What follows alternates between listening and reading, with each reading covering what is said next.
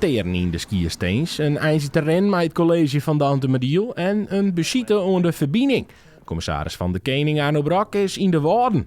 Eén keer in de 4 jaar breng ik een besite als Rijksheer, zoals dat heet, aan alle gemeenten. En dan moet ik rapporteren aan het Rijksregeer hoe het met de gemeente gaat. En deze keer wie deze gemeente aan de beurt. Hoe gaat het met de financiën van de gemeente? Wat binnen de opjeften, het sociale markt, wat binnen de toekomstjemmen? Hoe zit het met de ondermijning, met drugsgebruik? Hoe gaat het met de jongeren? Kunnen ze hier wel blijven te wennen? Binnen er genoeg wenningen? Alles komt voorbij. Van wie neemt burgemeester Haga binnen er een heel soort punten om te bespreken. Nou, wat bij mij jou is van dat Dante Mediel als zelfstandige gemeente het heel goed doet.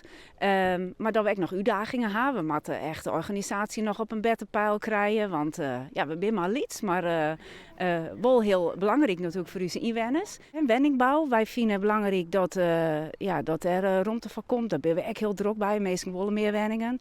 Maar ook bijvoorbeeld als het gaat om opvang van asiel. Dat vindt de commissaris had er ook een belangrijke rol in. Dat de kleinschalige opvang bijvoorbeeld mogelijk is. Want dat moet in Den Haag geregeld worden. En dat zou Rijksheer Brak dan mij nemen kennen.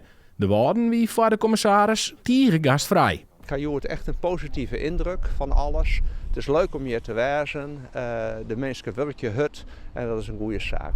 En het is breed dus wat Jo het eigenlijk. Nou ja, een soort van onder lieve ondervinden, maar ook een beetje onderziekje.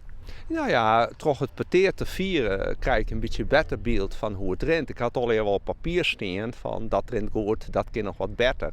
Maar toch het peteer te vieren met de wethouders en de gemeenteraadsleden krijg je er een concreter beeld van.